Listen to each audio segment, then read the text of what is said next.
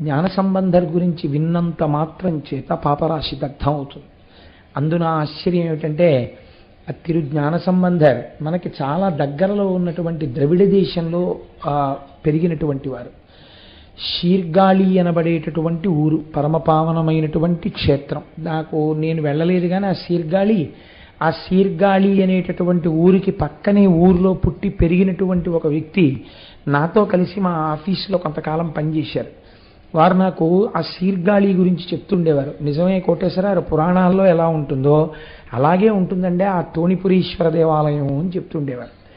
కాబట్టి ఆ శీర్గాళి అన్న ఊరిలో శివపాద హృదయుడు అనబడేటటువంటి ఒక మహానుభావుడు, శంకర భగవత్పాదులు అని మనం ఎలా అంటామో ఆ పేరు చూడండి ఎంత గొప్ప పేరు.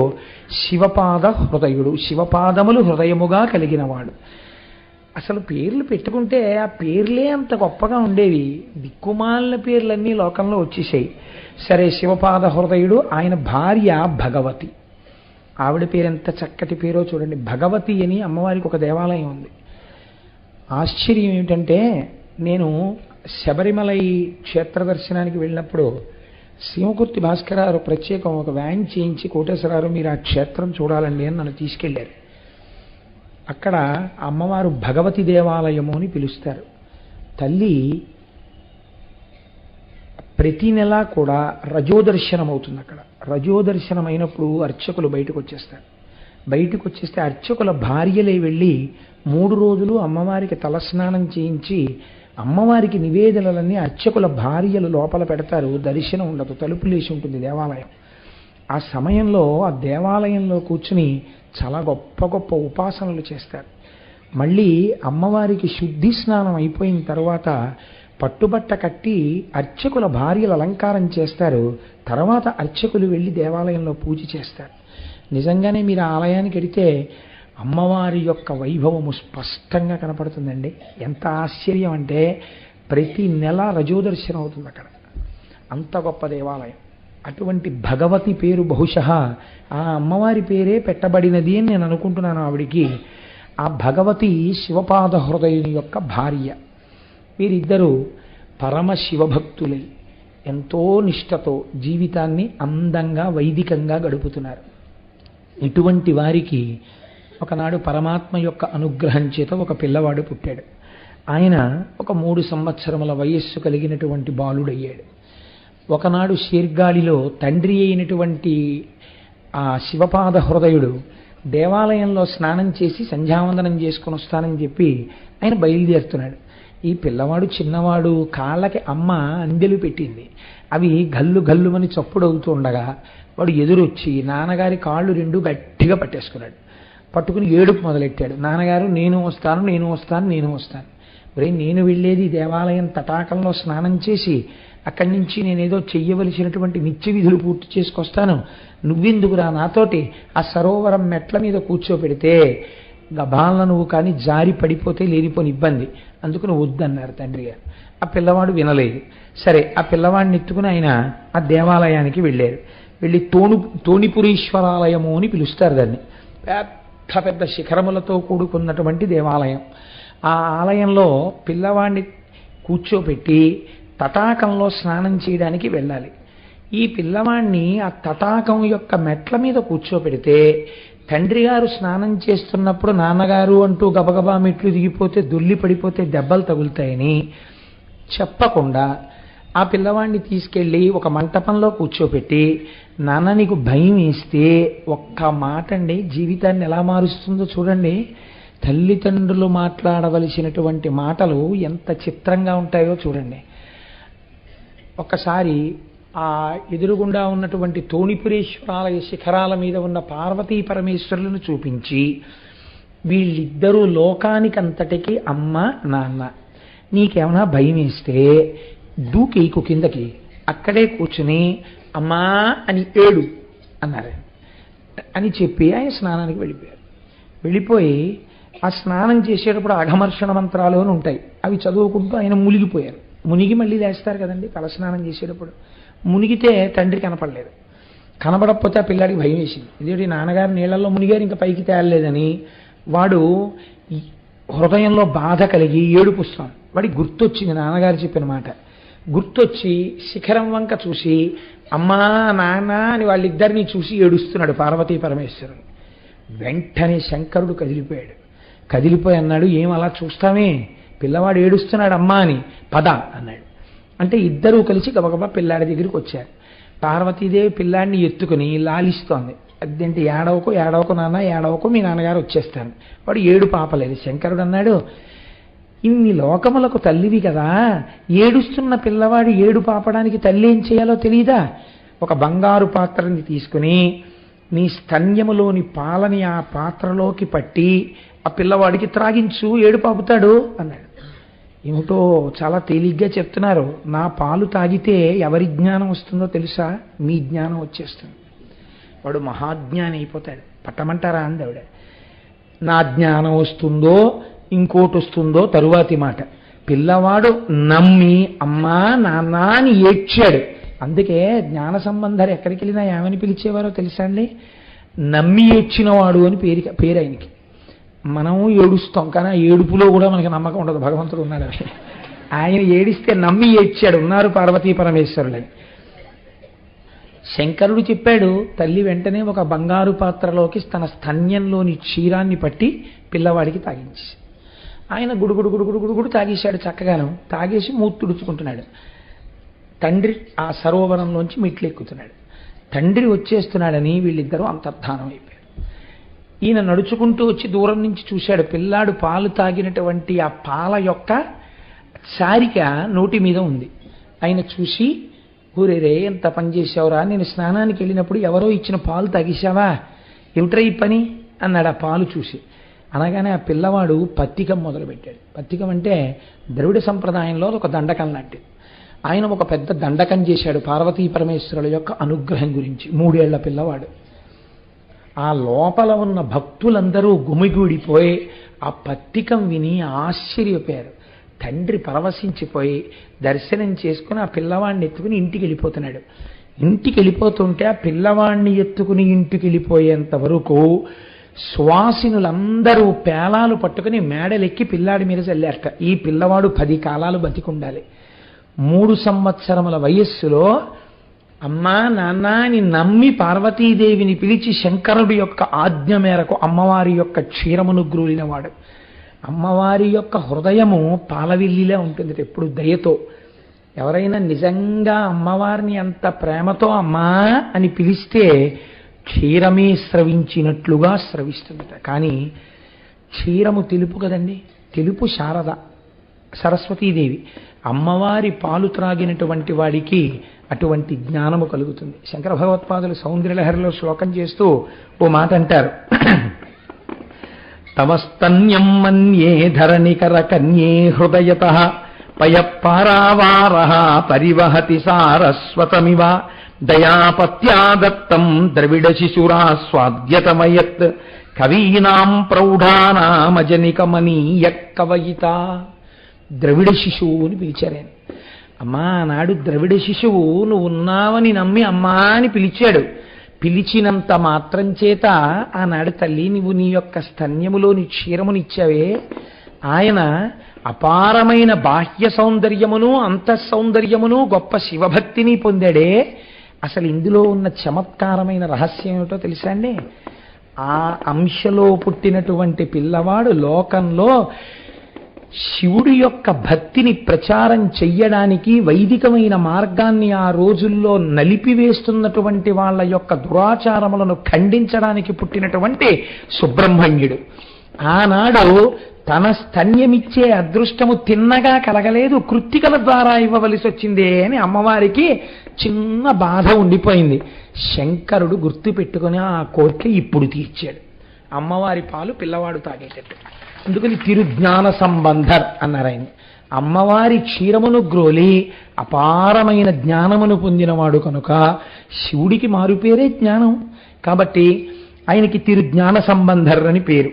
ఇటువంటి వారు ఒకానొక రోజున పక్క ఊర్లో ఉన్నటువంటి తిరుక్కోలక్క అనబడేటటువంటి క్షేత్రంలో ఉన్న శివాలయ నిర్వాహకులు జ్ఞాన సంబంధర్ని తీసుకుని తండ్రి గారిని రమ్మని ఆహ్వానం చేశారు.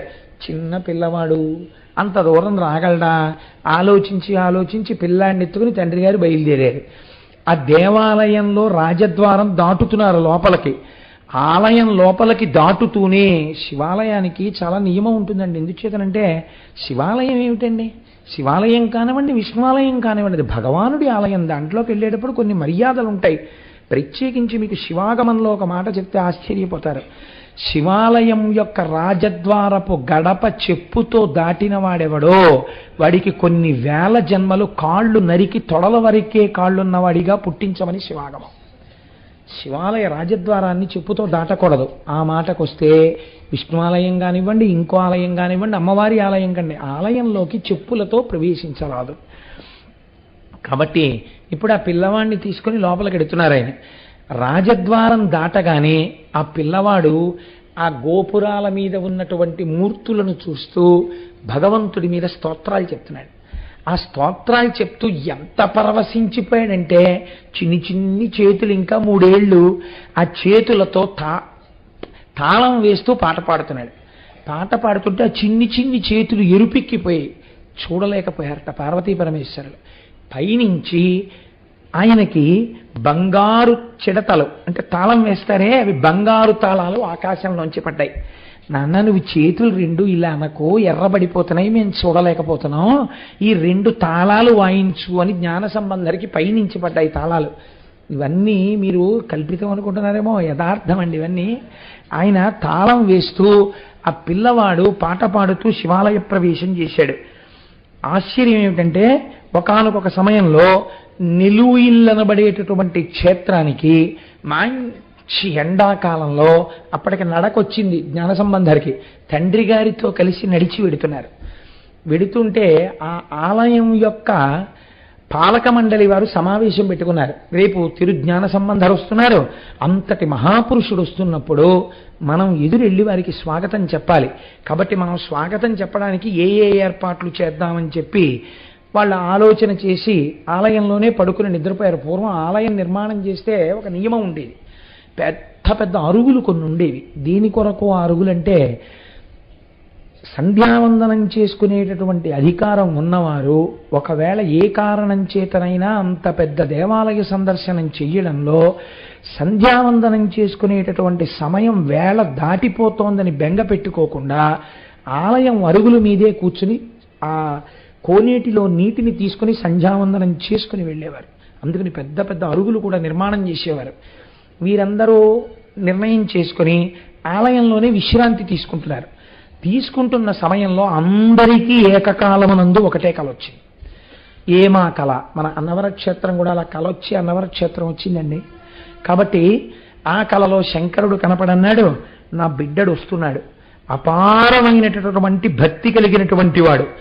ఆ పిల్లవాడి కోసం నేను దేవాలయాల యొక్క వాహన మంటపంలో ఒక ముత్యాల పల్లకి, అతనికి పట్టడానికి ఒక మంచి గొడుగు, అతను వస్తున్నాడని తెలియడం కోసమని వాయించవలసిన పెద్ద పెద్ద బాకాలు సిద్ధమై ఉన్నాయి.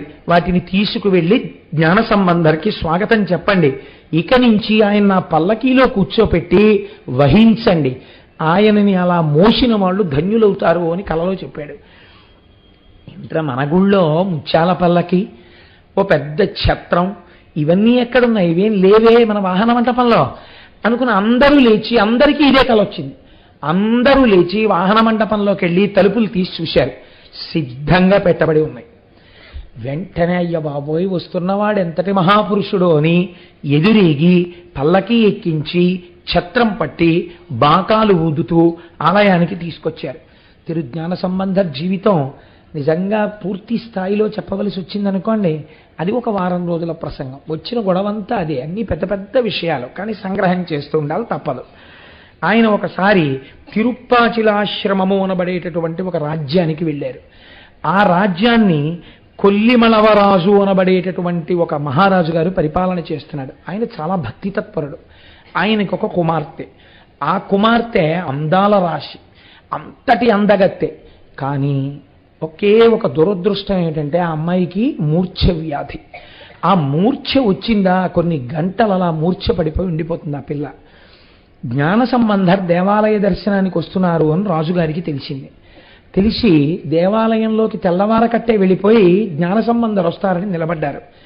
ఈలోగా ఆయన రావడానికి కొన్ని గంటల వ్యవధి ఉంది. ఈ పిల్లకి మూర్ఛ వచ్చింది. ఆయన వెంటనే అన్నాడు, ఆ రాజు, అభిషేకం చేసినప్పుడల్లా నేను ఒక మంత్రం చెప్తుంటాను, ప్రథమో దైవ్యోభిషకు అంటాం. లోకానికి మొట్టమొదటి వైద్యుడు పరమశివుడు. అటువంటి పరమశివుడు యొక్క దేవాలయంలోనే నా పిల్ల మూర్ఛపోతే ఇంకా నా పిల్లకి రక్షకుడెవరు? ఇప్పుడు ఈ పిల్లని అంతఃపురంలోకి తీసుకెడితే నేను రక్షించగలనా? ఈ పిల్లకి రక్షణ అంటూ దొరికితే ఇక్కడే దొరకాలి. రాజు వారి ఆజ్ఞకి ఎదురే ఉంటుంది. ఈ పిల్లని తీసుకెళ్ళి శివలింగానికి ఎదురుగుండా పడుకోబెట్టండి అన్నాడు. పడుకోబెట్టారు. పిల్లను అలా వదిలేశాడండి. వదిలేసి ఎవరుండాలి పక్కన? ఎందుకు రక్షించాలి? అందరూ ఉన్న రక్షణ సామర్థ్యము ఎవరి వలన ప్రసరిస్తుందో వాడి ముందు పడుంది నా పిల్ల. బతికితే వాడి వల్ల బతుకుతుంది. పదండి మనందరం జ్ఞాన సంబంధర్కి స్వాగతం చెప్దామని వెళ్ళిపోయారు.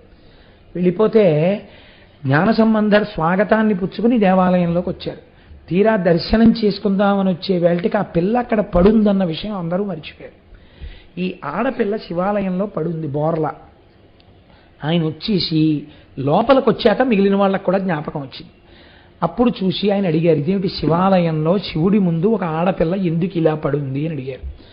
అడిగితే ఆ పిల్లకి మూర్ఛవ్యాధి, మహారాజు గారి యొక్క కుమార్తె, రాజకుమార్తెని అలా విడిచిపెట్టి పెడతారండి. ఆయనకి ఎంత శివభక్తో చూడండి నిజంగా. అందుకని రాజుగారే ఆ పిల్లను అలా విడిచిపెట్టేశారండి అని చెప్పారు. చెప్తే పారవస్యంతో ఆయన వెంటనే ఒక దండకం చేశారు శంకరుడి మీద. ఈశ్వర, నీవు వైద్యుడవు అని పేరు, నువ్వు లోకములనందటినీ కాయగలిగిన వాడవు అని పేరు.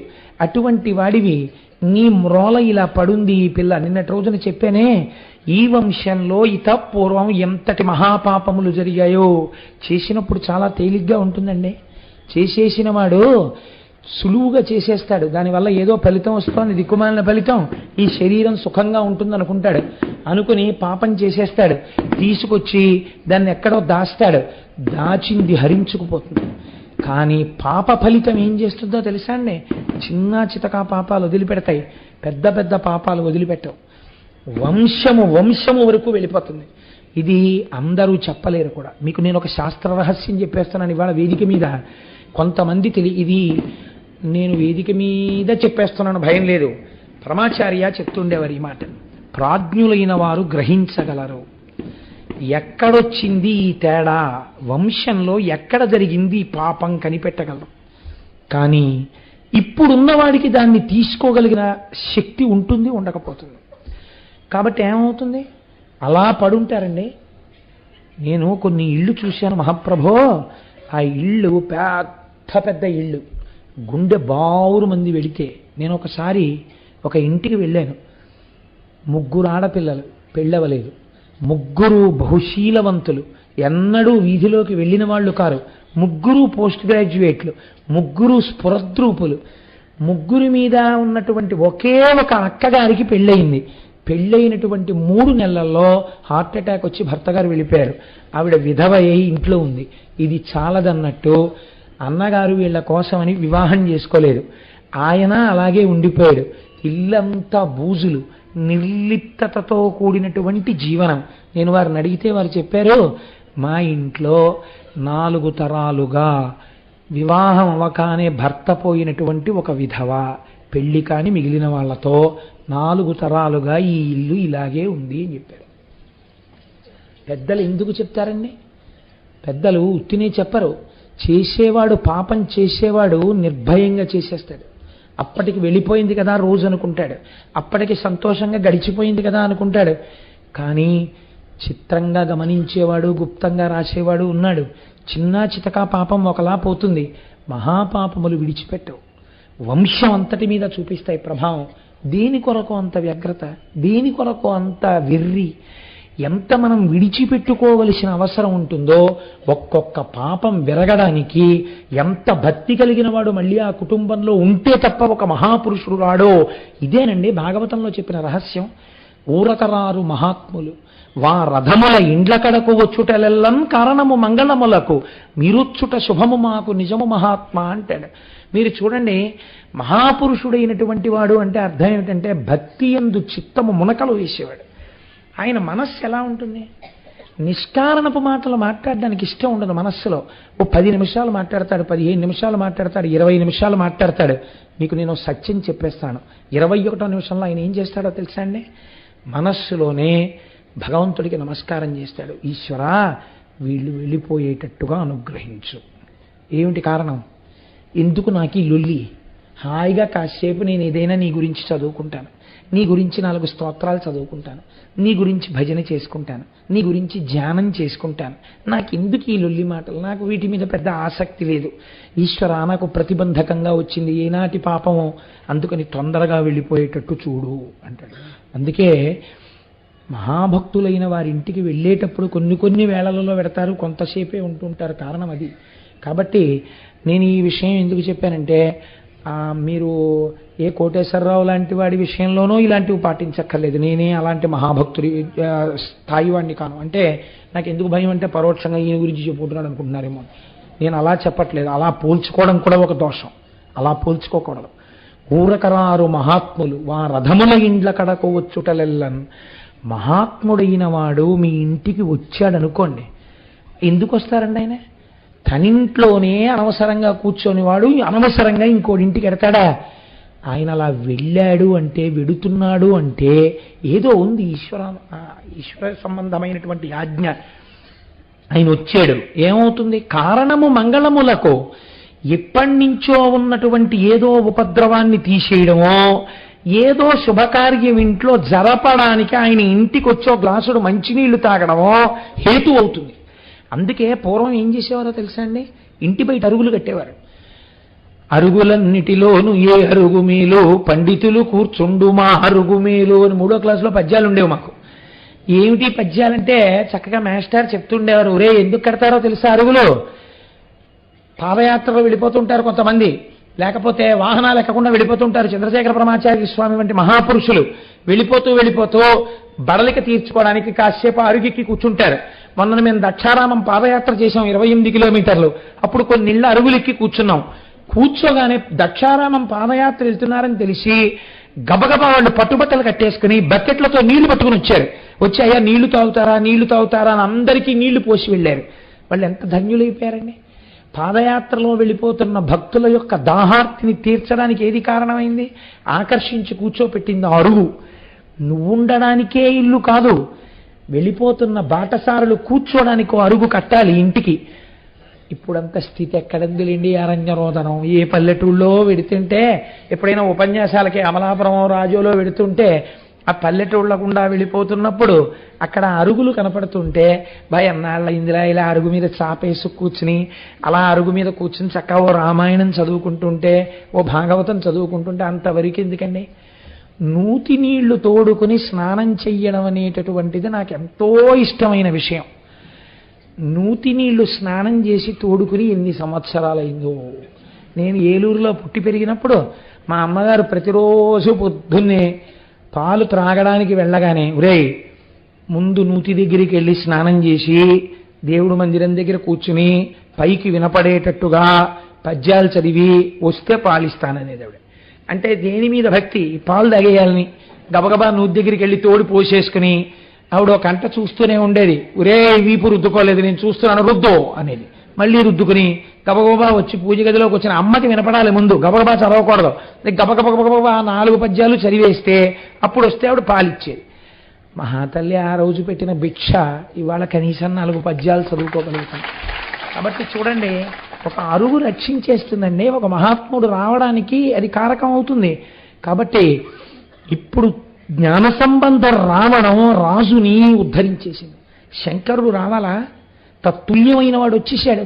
ఆయన నమ్మకం ఆ పిల్లని పడుకోబెట్టాడు, అక్కడ వచ్చేసాడంతే. ఆయన ఈ పిల్లకి మూర్ఛ వ్యాధ అన్నాడు. శంకరుని ఉద్దేశించి ఓ దండకం చదివాడు అంతే. ఆ పిల్ల మూర్ఛలోంచి లేచింది, లేచి నమస్కరించింది. ఇంకా పిల్లకి జీవితంలో మూర్ఛ రాలేదు. అలా మహానుభావుడు ఆ రాజ్యమునకు వెళ్ళినప్పుడు అనుగ్రహించారు. తన శిష్యులతో కలిసి జ్ఞాన సంబంధర్ జీవితం వింటుంటే ఆశ్చర్యంగా ఉంటుందండి. తండ్రి గారు యోగ్యమైన వయస్సులో ఆయనకి ఉపనయనం చేశారు. ఉపనయనం చేసిన తరువాత ఎవరైనా ఎక్కడికి ఎడతారు? వేదం చదువుకోవడానికి గురువుగారి దగ్గరికి ఎడతారు. ఉపనయనం చెయ్యగానే వేదాలకన్నింటికీ అర్ధతాత్పర్యాలు, ఆ మంత్రాలు అన్నింటినీ జ్ఞాన సంబంధరే చెప్పేశారు. అసలు ఉపనయనం చేయకముందే ఆయనకు వచ్చేసే అన్ని. అమ్మవారి క్షీరాన్ని తాగారు కారణజన్ముడు మహానుభావుడు. ఎక్కడుంటారండి అలాంటి వాళ్ళు? చాలా అరుదుగా ఉంటారు అసలు అటువంటి స్వరూపాలు. అంతటి ప్రాజ్ఞుడైనటువంటి వారు చిన్న వయస్సులో ఉపనయనం అయిపోగానే ఆయనకి శిష్య పరంపర. ఆయన దగ్గర ఎన్ని నేర్చుకోవాలో కావ్యకంఠ గణపతి ముని తిరువణ్ణామలై వెళ్ళారు. ఆయనకి ఉద్యోగం ఇస్తూ వేద పాఠశాలలో ఒక ఉపాధ్యాయుడి దగ్గర ఆయన వేదం నేర్చుకుంటున్నారు, గురువుగారి దగ్గర నేర్చుకుంటుంటే ఆయన అన్నారు, ఏమిటో వేదం నేర్పు అంటున్నావు, 3 నెలల్లో వేదం నేర్చేసుకుంటానంటున్నావు, అంత తేలిక అనుకుంటున్నావు? ఆ వేదం అంటే స్వరంతో నేర్చుకోవాలి, అంత తేలిక కాదన్నారు. మహానుభావుడు 3 వేదాలు 3 నెలల్లో నేర్చేసుకున్నారు స్వరంతో, ఏకసంతాగ్రాహి. గురువుగారు అలా పన్నాలన్నీ చెప్పేస్తే ఓ గంట సేపు పన్నమంతా చెప్పేసిన తర్వాత అలా వినేవారంతే కళ్ళు మూసుకుని, అంతే. మళ్ళీ స్వరంతో ఆ పన్నం అంతా ఓ గంట ఈయన చెప్పేసి లేచి వెళ్ళిపోయేవారు. 3 నెలలు అయిపోయిన తర్వాత ఇంకో నెల అయింది. కావ్యకంఠ గణపతి ముని అరుగు మీద కూర్చుని 3 వేదాలకి భాష్యాలు చెప్పారు. చెప్తుంటే వాటి యొక్క అర్ధతాత్పర్యాలు చెప్తుంటే ఏ గురువు గారు వేదం చెప్పారో ఆయన అర్థాలు నేర్చుకోవడానికి, తాత్పర్యం నేర్చుకోవడానికి శిష్యుడిగా కూర్చున్నారు. మహాపురుషులు పుట్టిన గడ్డండే ఈ భూమి కనుక ఆయన శిష్యులతో కలిసి వెళ్ళిపోతున్నారు. వెళుతుంటే కురుంజి, ములై అన్న ప్రాంతాలు దాటుతున్నారు. విశేషమైనటువంటి చలిజ్వరాలు, ఎన్ని దోమకాట్లో మహాపురుషులకి దేని గురించి లెక్క ఉంటుందండి. విశాఖపట్నంలో ఎక్కిరాల కృష్ణమాచార్యులు గారిని, వారి శిష్యుడు రామాచార్య గారు ఇక్కడే ఉన్నారు సభలో. ఆ కృష్ణమాచార్యులు గారు దోమలు కరుస్తాయి, మలేరియా వ్యాధులు వస్తాయని తెలిసి కూడా రోగులకు వైద్యం చేయడానికి అక్కడికి వెళ్ళి అదే అనారోగ్యంతో కారణజన్ములు కనుక వారి శరీరం గురించి పట్టించుకోకుండా శరీరం వదిలిపెట్టారు. అలా ఈయన వెడుతున్నప్పుడు ఇంతంత దోమలు కరిచేస్తుంటే శిష్యులందరూ బాధపడ్డారు. అయ్యయ్యో ఇక్కడ చలి జ్వరాలు ఉండలేకపోతున్నామని. అప్పుడు ఆయన శంకరుడి మీద నీలకంఠ తత్వంతో దండకాలు చేశారు. మహానుభావ, నీవు ఒకనాడు లోకము కోసమని హాలాహలాన్ని భక్షించావు. ఇవాళ ఈ చలి లేకుండా, ఈ దోమలు లేకుండా, ఈ శీతల జ్వరాలు రాకుండా మమ్మల్ని కాపాడలేవా అని దండకం చేస్తే వారు ఆ ప్రాంతాలు విడిచిపెట్టి వెళ్ళిపోయేంత వరకు దోమ కాని, అంటురోగాలు కాని, మలేరియా కాని ఆగిపోయి చలి తగ్గిపోయింది. వారు ఆ ప్రాంతం దాటిపోయారు, మళ్ళీ చలి ప్రారంభమైంది. ఒక్కొక్క మహానుభావుడు అడుగు వేస్తే ప్రకృతి కూడా అలా మారిపోతుంది. అటువంటి వారు అన్నిటికన్నా ఆశ్చర్యం ఏమిటో తెలుసా అండి? వేదారణ్యము అనబడేటటువంటి చోట వేదారణ్య స్వామి అని చెప్పి భగవానుడి యొక్క దేవాలయం. నేను దీనిని గురించి 2-3 గ్రంథాల్లో 2-3 రకాలుగా చదవడం జరిగింది. అక్కడ వేదం స్వరం తప్పి చెప్తూ ఉండడం వల్ల ఏ ద్వారంలోంచి శివాలయంలోకి వెళ్ళాలో ఆ శివాలయ ద్వారాలు మూతపడిపోయాయి. వేదం రోజు స్వరం తప్పుతుంటే భగవంతుడు అంగీకరించలేదు, తలుపులు మూసుకుపోయి. శివాలయంలోకి వెళ్ళడం కోసమని పక్క నుంచి తలుపు ఏర్పాటు చేసుకుని లోపలికి వెళ్ళేవారు. ఆ తర్వాత ఎంతమంది వచ్చినా తలుపులు తెరుచుకోలేదు. వాగీశుడు అని పేరు. మహానుభావుడు నాయనార్లలో చాలా గొప్పవాడు. వైష్ణవ సాంప్రదాయంలో ఆళ్వార్లలో మనం ఆండాళ్ తల్లి యొక్క తండ్రి గారిని ఎలాగా పెద్దలుగా గౌరవించి పూజిస్తామో అలా అప్పర్ వయస్సులో కూడా చాలా పెద్దవారు. వాగీశుడు, తిరునావక్కరసు అని ఆయనకి పేర్లు. ఆ అప్పర్ జ్ఞాన సంబంధ చాలా చిన్నవారు. ఇద్దరూ కలిసి వెడుతుండేవారు. వారిద్దరూ కలిసి వేదారణ్య స్వామి దగ్గరికి వెళ్ళారు. వెడితే ఈ దేవాలయం యొక్క సింహద్వారం ఎందుకు మూసుకుపోయింది అని అడిగారు జ్ఞాన సంబంధం. ఒకానొక సమయంలో ఒకానొక కారణం వల్ల ఇలా తలుపులు మూసుకున్నాయి, ఆ తర్వాత ఇవి తెరవబడలేదు అన్నారు. అంటే ఆయన అక్కడే ఉన్నటువంటి వాగీశుడైన అప్పర్ని పిలిచి మీరు పరమేశ్వరుడి మీద ఒక పత్రికాన్ని పాడండి అన్నారు. అంటే ఆయన వెంటనే ఒక దండకం చేశారు. చేస్తే ఆ తలుపులు తెరుచుకున్నాయి. మళ్ళీ ఆ తలుపులు మూసుకోవాలి, ఎప్పుడు కావాలంటే అప్పుడు తెరుచుకోవాలి. అలా తెరుచుకునేటట్టుగా అనుగ్రహించమని జ్ఞాన సంబంధం మళ్ళీ కొన్ని దండకాలు చేశారు. ఇప్పటికీ వేదారణ్య స్వామి వారి యొక్క సింహద్వారం దగ్గర తలుపులు జ్ఞాన సంబంధం అప్పర్ వల్లే తెరుచుకోవడం, మూసుకోవడం జరుగుతున్నాయి. అంతటి మహానుభావుడు. అయితే ఒక చిత్రం ఉందండోయ్. జ్ఞాన సంబంధరును అప్పరు కలిసి ఒకానొక దేవాలయాన్ని పునర్నిర్మాణం చేద్దామని అనుకున్నారు. అనుకుని రోజు వీళ్ళు సాయంకాలం అయ్యేటప్పటికీ కూలీలకి జీతం ఇవ్వడానికి ఎంత ద్రవ్యం కావాలో అంత ద్రవ్యాన్ని ఇచ్చేటటువంటి బంగారు కాసులు దొరకాలి అని సాయంకాలం అయ్యేటప్పటికీ శివుడి మీద దండకం చేసేవారు. రోజు 2 బంగారు కాసులు ఇద్దరికీ దొరికేవి. 2 చూరు మీద చెయ్యి పెడితే దొరికేవి ఇద్దరికి.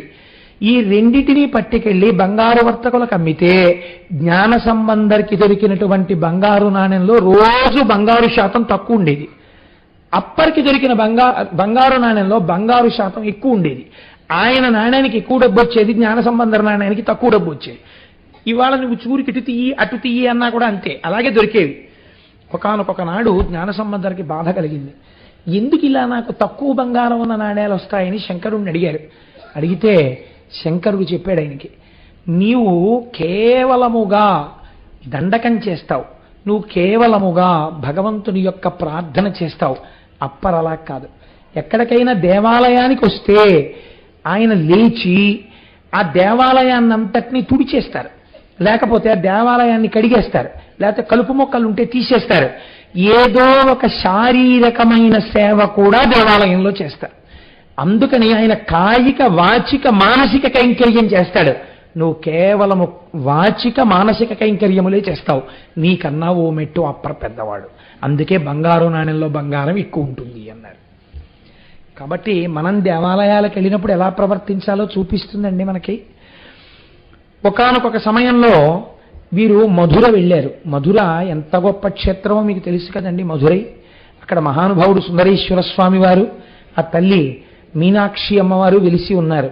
చిత్రం ఏమిటంటే అటువంటి దేవాలయం ఇంచుమించు మూతపడిపోయింది ఆ రోజుల్లో.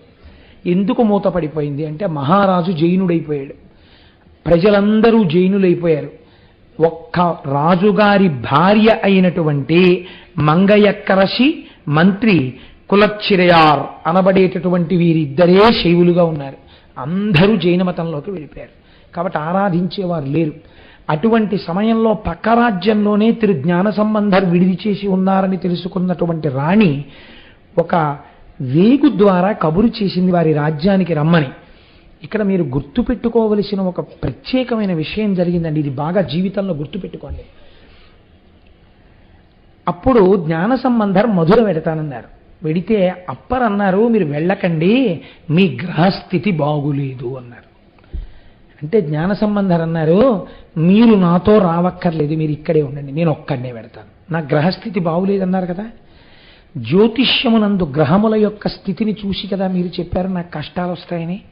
నేను ఒక్కడని, అసలు శైవము లేని చోటికి, ఇవాళ వేదము పోషింపబడని చోటికి, సనాతన ధర్మమునందు ఆదరణ లేని చోటికి, నాస్తికము విజృంభించి ఉన్న చోటికి, ఇలాంటి వాణ్ణి చూడగానే మట్టు పెట్టే చోటికి ఒక్కడనే వెడతాను. జాతకం ఏం చెప్తోంది? గ్రహాలు నాకు ప్రమాదం రాబోతోందని చెప్తున్నాయి, నాకు ఇబ్బందులు కలగబోతున్నాయని చెప్తున్నాయి. జాతకంలో ఉన్న గ్రహాలు కూడా పరమశివ భక్తుడైన వాణ్ణి గ్రహములు ఏమీ చేయలేవో, ఆ గ్రహములు కవచముగా కాళహస్తీశ్వరుడుకున్నాయి. ఆయన మాట ఇవి వినాలి తప్ప ఇవి ఇచ్చేసే ఫలితాలను ఇవి ఇచ్చేస్తే శంకరుడు చూస్తూ ఊరుకోడు. లోకమునకు నేను నిరూపించాలనుకుంటున్నాను. కాబట్టి పరమశివ భక్తుడి యొక్క జీవితాన్ని జ్యోతిష్య శాస్త్రము ద్వారా కేవలము జాతకము చూసి చెప్పలేరు, కుదరదని. అక్కడ విఫలురైపోతారంటే జ్యోతిష్యము భగవత్తత్వమునందు నిలబడలేదు. ఎవరి యందో పరమభక్తులైన వారి జాతకం చెప్తానంటే ఎంత పాండిత్యం ఉన్నా చెప్పలేరు. ఎందుకంటే గ్రహస్థితులు మారిపోతాయి. వారు గ్రహాన్ని కవచంగా కట్టుకున్న వాడి కింకరుడై ఉన్నాడు. ఇదేం చేస్తా, ఈ జ్యోతిష్యం ఏం చేస్తుంది అంటే నేను జ్యోతిష్యాన్ని చిన్నబుచ్చట్లేదు. మహాభక్తుల విషయంలో జ్యోతిష్యం విఫలమైపోతుంది. నేను ఒక 5-6 సంవత్సరాల క్రితం ఒక కేసు చూశాను ఇలాంటిది, కానీ వేదిక మీద చెప్పకూడదు. కనుక ఈ స్థితిలో మహానుభావుడు బయలుదేరి ఒక్కడే వెళ్ళాడు మధుర. పెడితే రాణిగారు దేవాలయంలో ఎవ్వరికీ తెలియకుండా, రాజాజ్ఞని రాణియే అతిక్రమిస్తే ఎవ్వరికీ తెలియకుండా ముసుగు వేసుకుని వచ్చి నిలబడింది. మంత్రి గారు మాత్రం స్వాగతం చెప్పాడు. ఆయన శివార్చన చేసి వారు ఏర్పాటు చేసిన విడిదికి వెళ్ళి రాత్రి పడుకున్నారు శిష్యులతో. పడుకుంటే ఈయన రేపు లేచి ఏమైనా మాట్లాడతాడేమో, అసలు మాట్లాడకుండానే మట్టు పెట్టేద్దామని ఆయన విడిదిని కాల్చేశారు. అగ్నిహోత్రం అంటుకుపోయింది. శిష్యులందరూ హాహాకారాలు చేస్తున్నారు, బయటికి వెళ్ళే మార్గం లేదు. లేకపోతే చుట్టూ అగ్నిహోత్రం అంటుకుంటే అప్పర్ మాటలు జ్ఞాపకానికి వచ్చే జ్ఞాన సంబంధరికి. ఆయన లేచి పక్క మీద కూర్చుని శంకరుణ్ణి స్తోత్రం చేశారు. ఈశ్వర, నువ్వు నవగ్రహ కవచం కట్టుకున్నావని నేను నమ్మాను. ఒక మహాభక్తుడైన వాడు రాజ్యంలోకి వచ్చినప్పుడు గౌరవ మర్యాదలు చూడడం రాజు యొక్క విధి. తాను రాకపోగా తన అనుమాయులు ఇంతటి తప్పు పని చేస్తుంటే రాజు ఊరుకున్నాడు. రాజుకి తెలిసి జరిగింది అది. కనుక ఈ వేడి అంతా ఏది ఉన్నదో ఈ వేడి రాజు శరీరమునందు ప్రవేశించుగాక అని సంకల్పం చేశారు. అగ్నిహోత్రం చల్లబడిపోయింది, రాజుకి జ్వరం వచ్చింది, థర్మామీటర్లు పేలిపోయాయి, సావడు బతకడు, వెర్రివేడి పుట్టేసింది శరీరంలో, కళ్ళు అగ్నిహోత్రాన్ని కురిసేస్తున్నాయి. ఎంత చిత్రం జరిగిందో తెలుసా అండి? సృష్టిలోనే ఆశ్చర్యం, ఒక ఉపాధి అంత వేడితో నిలబడదు. రాజు పడుకుని ఉండగా వైద్యులు ఆ గదిలోకి వెళ్దామని ప్రయత్నిస్తే వాళ్ళ ఒళ్ళు బొబ్బలెక్కి. అంటే ఎంత వేడి రాజు శరీరంలో ఉందో చూడండి. కాలిపోయిందా శరీరం? కాలిపోలేదు, బూది కాలేదు. ఆయన నమ్మిన మతస్థులు నెమలీకలు విసినికర్రలు పట్టుకుని లోపలికెళ్ళి విసరబోయారు. దగ్ధమైపోయాయి విసినికర్రలు. అప్పుడు భార్య వేడుకుంది, ఒక్కసారి జ్ఞాన సంబంధరికి నమస్కారం చేయండి, తీసుకొస్తానని. ఆయన్ని తీసుకొచ్చారు. వారు శివుడిని స్తోత్రం చేస్తూ లోపలికి వెళ్ళి పక్కన కూర్చుని, మహానుభావ, అప్పుడు జ్ఞాన సంబంధరికి నమస్కరించారు. నమస్కరించి నా శరీరంలో వచ్చిన ఈ ఉష్ణాన్ని తగ్గించమని అడిగారు. అడిగితే రాజు అనుసరిస్తున్నటువంటి మతం వారు ఇప్పుడు ఈ కీర్తి జ్ఞాన సంబంధరికి వెళ్ళిపోతే, రాజు మళ్ళీ సనాతన ధర్మంలోకి వెళ్ళిపోతే ఇబ్బంది వస్తుందని, మహారాజా ఈయన్ని మీరు నమ్మవద్దు, ఈయనే అభిచారిక ప్రయోగంతో మీకు ఈ వేడి తెచ్చాడు, మీ శరీరాన్ని ఓ గీత గీస్తాం సగభాగం కింద, ఒక పక్క వేడి జ్ఞాన సంబంధాన్ని తగ్గించమనండి, ఒక పక్క వేడి మేము తగ్గిస్తాం, ఎవరు తగ్గించగలరో చూద్దాం అన్నారు.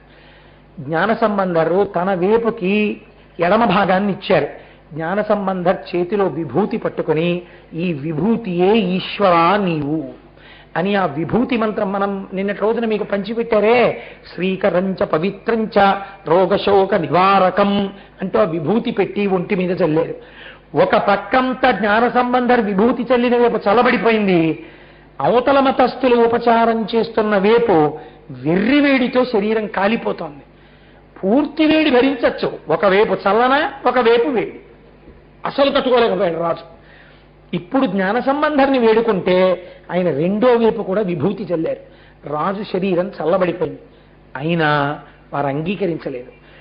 ఈయన చెప్పుతున్నటువంటి విషయాన్ని కాగితం మీద రాసి అగ్నిహోత్రంలో వెయ్యమనండి, మేము మా మత సిద్ధాంతాలను అగ్నిహోత్రంలో వేస్తాం, మా సిద్ధాంతములు కాలిపోతే మేము రాజ్యం వదిలేస్తాం, వాళ్ళ సిద్ధాంతం కాలిపోతే ఈయన వెళ్ళిపోవాలి వెనక్కి తిరిగి.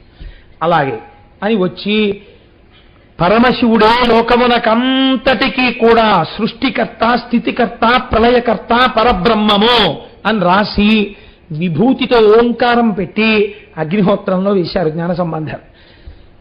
అన్యమతస్థులు కూడా వారి కాగితాన్ని వారి సిద్ధాంతాలతో వేశారు. ఉత్తర క్షణం అది బూడిదైపోయింది.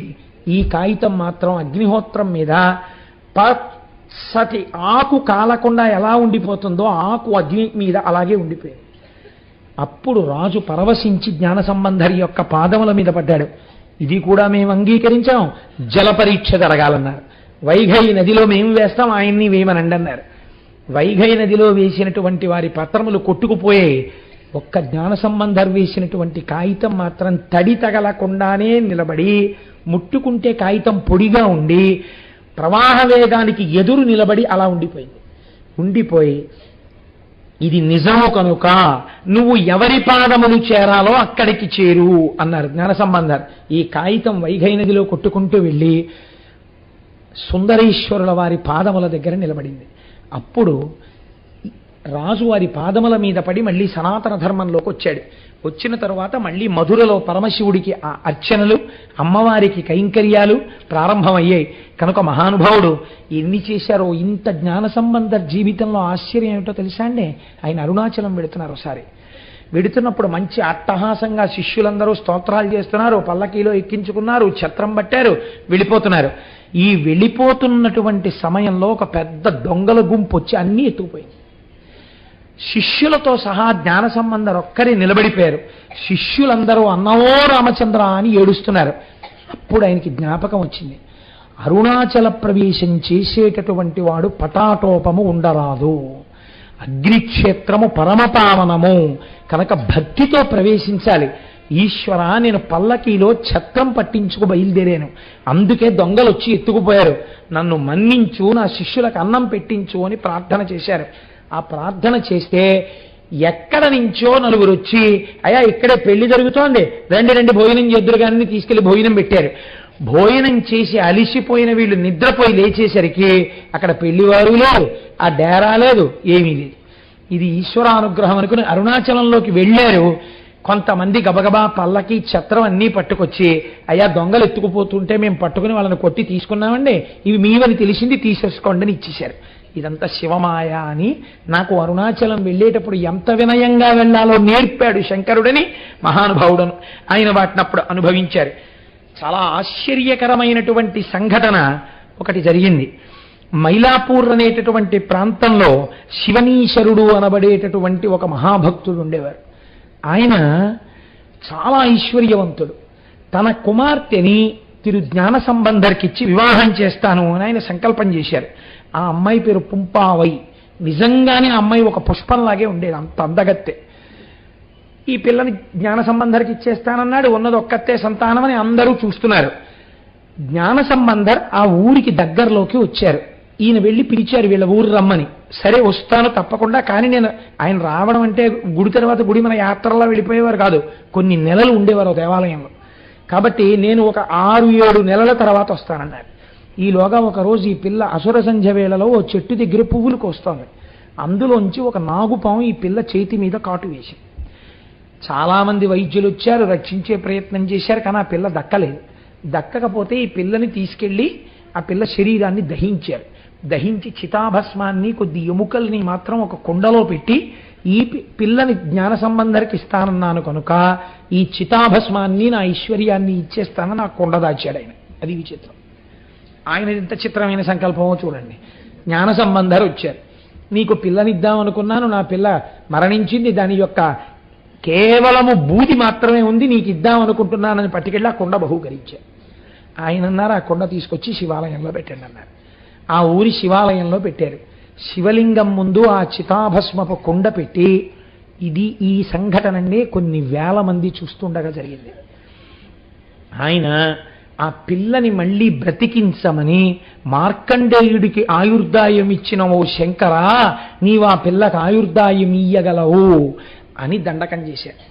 చేస్తే చిత్రం ఏమిటో తెలుసా అండి, కాలిపోయిన శరీరపు యొక్క చితాభస్మములో కొంత భాగమే కుండలో ఉంటే రత్నకంకణమును దాల్చి ఇంకొక 6-7 నెలలు బ్రతికి ఉంటే ఆ పిల్ల ఎంత పెరిగి ఉండేదో అంత పెరిగిన పిల్ల చెయ్యి ముందు బయటికి వచ్చింది. వచ్చి కుండ పగిలి అందులోంచి పిల్ల పైకి లేచింది. లేచి వచ్చి తండ్రి గారికి జ్ఞాన సంబంధరికి నమస్కారం చేసింది. ఆయన అన్నారు, తండ్రి గారు, ఈ పుంపావైని నువ్వు బతికించావు, నువ్వే ఆ పిల్లని పాణిగ్రహణం చేయమన్నారు. అంటే జ్ఞాన సంబంధర్ అన్నారు, నేను అలా పాణిగ్రహణం చెయ్యకూడదు. ఎందుకు చెయ్యకూడదో తెలుసా, మరణించిన పిల్లకి మళ్ళీ పునః జీవితం ఇచ్చాను కనుక ఈ పిల్లకి నేను తండ్రిని అవుతాను, కాబట్టి నేను స్వీకరించకూడదు, ఆమె నా కుమార్తెతో సమానం అని విడిచిపెట్టి వెళ్ళిపోయారు. వెళ్ళిపోయిన తరువాత కొన్ని సంవత్సరములు అయిపోయిన తర్వాత ఆయన్ని వివాహం చేసుకోమని కోరారు తల్లిదండ్రులు. నాకెందుకు వివాహం, నాకు అక్కర్లేదన్నారు ఆయన. వీలు లేదు వివాహం చేసుకోవాలన్నారు.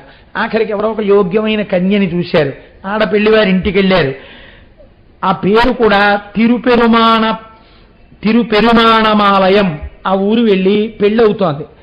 పెళ్ళి శాస్త్ర ప్రకారం ఏంటంటే, ఈ మాట చెప్తే మీరు నా మీద కోపగించుకోకండి, 3 రోజులు కనీసము చేయని పెళ్ళి కాదు శాస్త్రంలో. కనీసంలో 3 రోజులు చేయాలంటే ఏమన్నంతమందికి భోజనాలు పెట్టాలా అనకండి, భోజనాలు పెట్టమని చెప్పలేదు. వైదిక ప్రక్రియ 3 రోజులు జరగాలి, సప్తపది మంత్రాలతో పూర్తవ్వాలి. ఏమో ఈశ్వరుడు అనుగ్రహిస్తే నా కుమార్తె పెళ్లి అలా చేసేటట్లుగా నన్ను శంకరుడు అనుగ్రహించుతాట. కాబట్టి ఆ 3 రోజులు కదండి వివాహం జరగాలి, అందుకని 3 రోజులుగా అక్కడ వివాహం జరుగుతోంది. సప్తపది మంత్రాల దాకా వచ్చింది. వచ్చిన తరువాత ఈయన అన్నారు, సన్నికళ్ళు తొక్కించడానికి పిల్లని తీసుకెడుతున్నారు. తీసుకెడుతుంటే ఒక్కసారి శివాలయంలో దర్శనం చేసుకుని వస్తాం, ఈ నూతన వధువు నేను కలిసి అని చెప్పి తీసుకెళ్లారు. సప్తపది పూర్తయితే తప్ప వివాహం పూర్తవదు. ఈ పిల్లతో కలిసి జ్ఞాన సంబంధ ఆలయంలోకి వెళుతుంటే ఆయన వెనకాతల వారి తండ్రి గారు, తల్లి గారు, తిరు నీలనక్కనాయనారు, మామగారు, అత్తగారు, బంధువులు, సేవకులు అందరూ వెళ్ళారు. జ్ఞాన సంబంధరు కదా, అందుకని అందరూ వెళ్ళారు.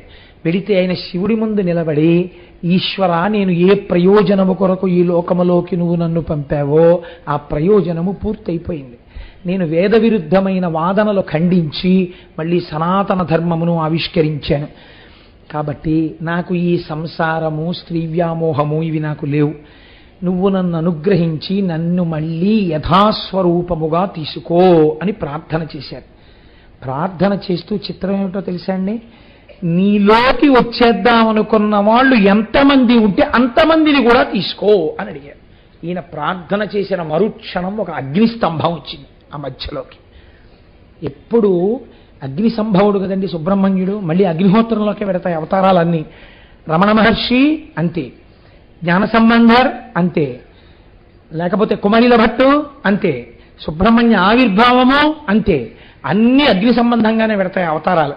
కాబట్టి ఇప్పుడు మొట్టమొదట జ్ఞాన సంబంధర్ లోపలికి వెళ్ళిపోయారు. తర్వాత భార్య వెళ్ళిపోయింది, తండ్రి గారు వెళ్ళిపోయారు, తల్లి గారు వెళ్ళిపోయారు. మీకు ఆశ్చర్యం ఏమిటంటే ఆ రోజున గుళ్ళో ఉద్యోగం చేసే వాళ్ళ దగ్గర నుంచి సేవకుల వరకు అందరూ అగ్నిస్తంభంలోకి ప్రవేశించి మోక్షంలోకి వెళ్ళిపోయారు. అన్నాడు వాళ్ళ ఊళ్ళో ఉండి తప్పదు మా చాలా ఆప్యాయమైన బంధువుల యొక్క వివాహం ఉంది, అక్కడికి వెళ్ళాలని ఆ ఊరు విడిచిపెట్టి వెళ్ళిపోయారు కొంతమంది. ఎంత సన్నిహితంగా ఉండనివ్వండి, ఆ అదృష్టం ఈశ్వరుడు ఇవ్వకూడదనుకున్నప్పుడు ఏదో ప్రతిబంధకం కల్పించి దూరం చేస్తాడు. ఆ వెళ్ళిపోయిన వాళ్ళు మర్నాడు వచ్చి ఏడ్చారు, అయిపోయింది ఈ విషయం. కాబట్టి ఏమైంది అంటే వాళ్ళకి దక్కలేదా అదృష్టం. పెళ్లి కోసమని ఎక్కడెక్కడో ఉన్న వాళ్ళు ఇక్కడికి వచ్చిన వాళ్ళు ఎవరున్నారో వాళ్ళు మాత్రం మోక్షం వైపుకు వెళ్ళిపోయారు. ఈ విధంగా మహానుభావుడు అమ్మవారి పాలు త్రాగి జ్ఞానమును పొందినటువంటి తిరు జ్ఞాన సంబంధర్ సుబ్రహ్మణ్యేశ్వర స్వామి వారి యొక్క అవతారముగా మనకి చెప్పబడుతుంటారు.